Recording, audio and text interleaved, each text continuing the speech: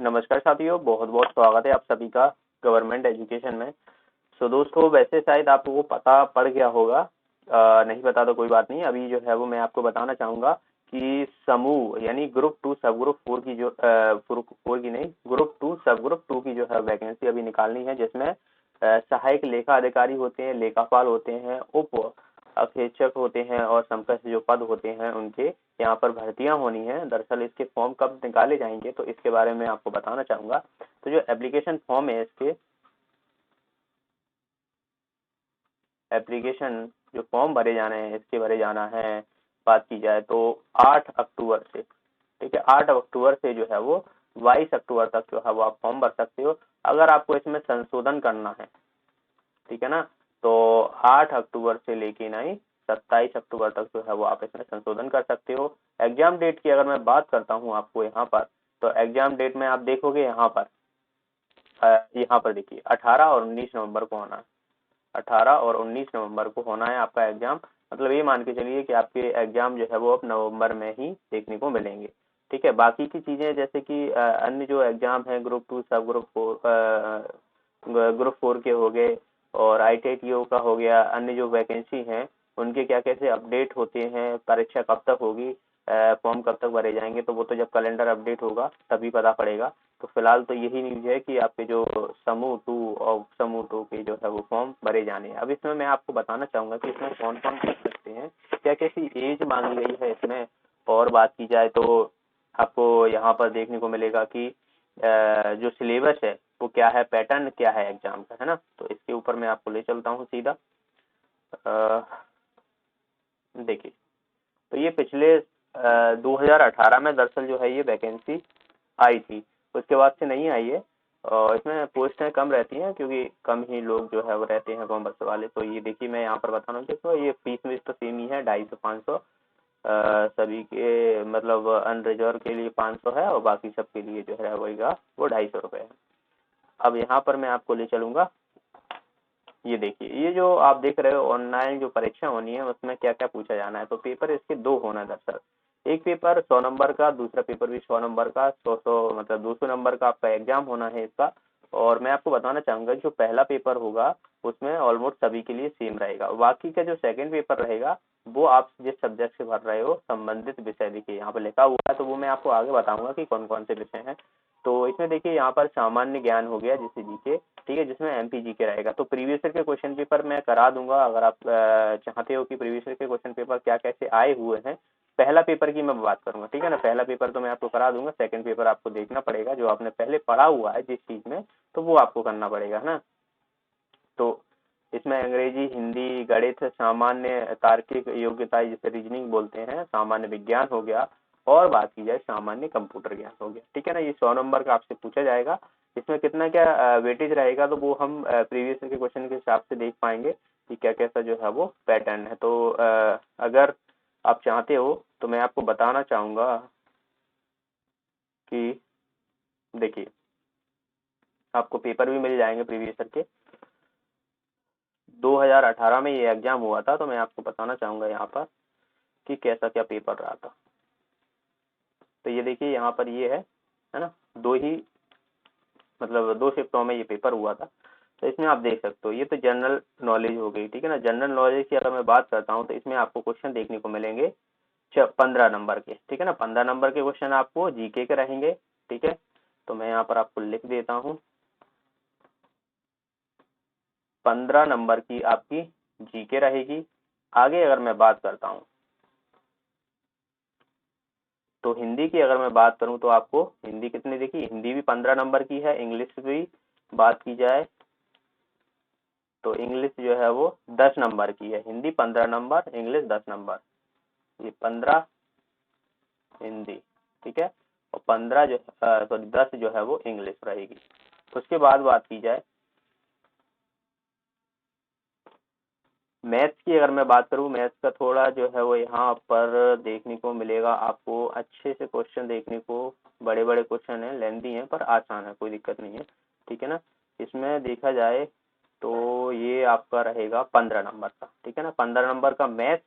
Reasoning की अगर मैं बात करता हूँ तो रीजनिंग में देखिए 15 नंबर की रीजनिंग, 15 नंबर का मैथ्स, 15 नंबर की रीजनिंग, और बचा क्या हमारा 15 नंबर का साइंस।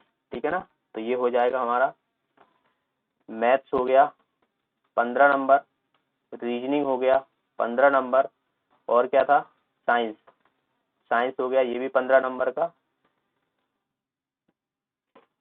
साइंस 15 नंबर का। उसके बाद ये कंप्यूटर रहेगा ना, कंप्यूटर की बात करें तो ये भी 15 नंबर का ही होगा फिर।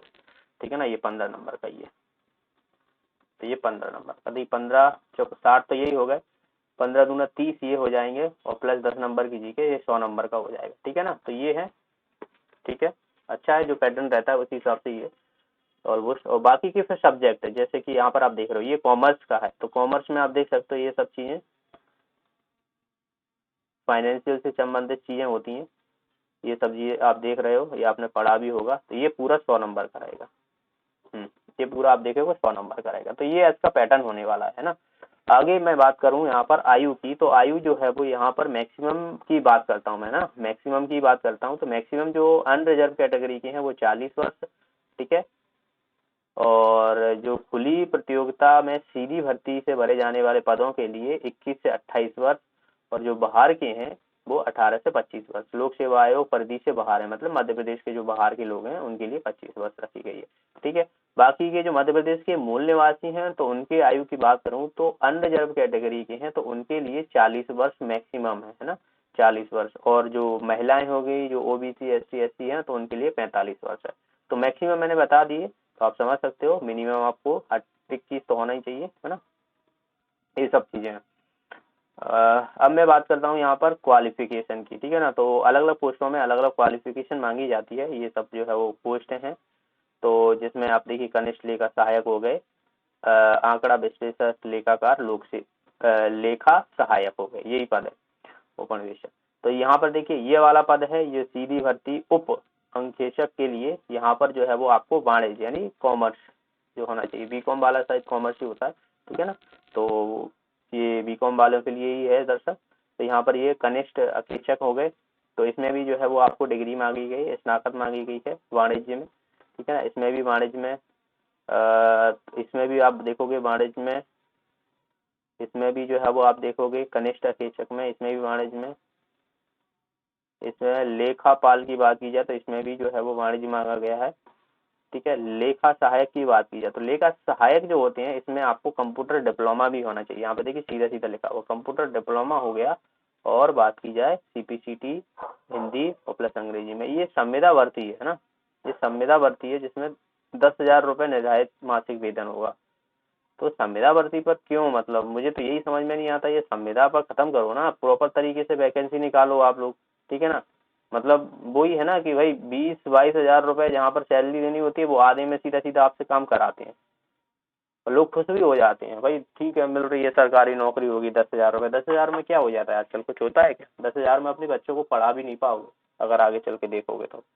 मैं बता रहा हूँ स्कूल की फीस तक नहीं आ पाएगी। तो ये संविदा बेस पर आप लोगों को ये मुझे लगता है कि ये सब हटा देना चाहिए पहली बात तो, है ना। ये सब आप लोगों की वजह से आगे चीजें होती हैं, भाई भर्ती हो जाते हैं लोग सोचते हैं हाँ ठीक हमारा घर चल रहा है, दाल रोटी चल रही है, ऐसा थोड़ी ना होता है। तो ये संविदा भर्ती है, इसमें भी देखिए संविदा भर्ती है, तो इसमें 14,000 रखा गया है लेखाकार में, इसमें सीपीसीटी हिंदी, कंप्यूटर डिप्लोमा और वही वाणिज्य है। ठीक है, इसमें भी सेम है, अगर आपको कंप्यूटर डिप्लोमा है, ये है आंकड़ा विश्लेषक, तो इसमें कंप्यूटर डिप्लोमा जो होगा, कंप्यूटर जो उत्तीर्ण की है आपको ईजीसी द्वारा जो है मान्यता प्राप्त विश्वविद्यालय से की होना चाहिए, डिप्लोमा होना चाहिए, मुक्त विश्वविद्यालय से डिप्लोमा हो जो कि यूजीसी से मान्यता प्राप्त हो, डीओई और एसीसी से डिप्लोमा स्तर का आपके पास जो है वो कंप्यूटर होना चाहिए, बाकी आपके पास सीपीसीटी होना चाहिए, और आपने साक्षी या पॉलिटेक्निक कॉलेज से मॉडर्न ऑफिस मैनेजमेंट का कोर्स किया है तो वो भी चलेगा यहाँ पर। बाकी सीपीसीटी हिंदी टाइपिंग मांगा गया है इसमें, तो ये है, और इसमें जो है वो कॉमर्स मांगा है। तो इतने जो है वो ये ऑलमोस्ट जो है वो आपने कॉमर्स किया हुआ है, ठीक है ना, वो भर पाएंगे, बस उन्हीं के लिए है। और सीपीसीटी हो गया कंप्यूटर का डिप्लोमा, सीपीसीटी में हिंदी इंग्लिश टाइपिंग मांगी जाएगी, और बात की जाए तो हिंदी टाइपिंग मांगी जाएगी, है ना। थ्योरी पास होना चाहिए सीपीसीटी में, ऐसा नहीं है कि टाइपिंग निकाल दी और थ्योरी पास नहीं है तो वो सर्टिफिकेट मान्य नहीं होता है, जरूरी होता है। तो ये पद हैं। अब मैं सब्जेक्ट की अगर मैं बात करता हूँ यहाँ पर, तो ये वाले मैं बता चुका हूँ ऑलरेडी। यहाँ पर आप देख सकते हो, इसे हम हिंदी में इंग्लिश में होगा, ये देखिए इंग्लिश में दिया हुआ है सिलेबस। तो ये सेकंड वाले का, पहले वाले को तो बता चुका हूँ, जीके, इंग्लिश, हिंदी, अंग्रेजी ये सब है। बाकी और अकाउंटिंग, ऑडिट, इनकम टैक्स, ये सिलेबस दिया हुआ है, जिसमें ऑडिट, इनकम टैक्स के बारे में, इंडियन कॉन्स्टिट्यूशन हो गया, पब्लिक एडमिनिस्ट्रेशन हो गया, स्टेट एडमिनिस्ट्रेशन हो गया। तो ये सब्जेक्ट है, ठीक है ना, जिस सब्जेक्ट से आप संबंधित विषय से भरोगे तो उसी से सिलेबस दिया हुआ है। ये सब चीजें आपको पढ़ना पड़ेगी, अलग से कुछ मत करना।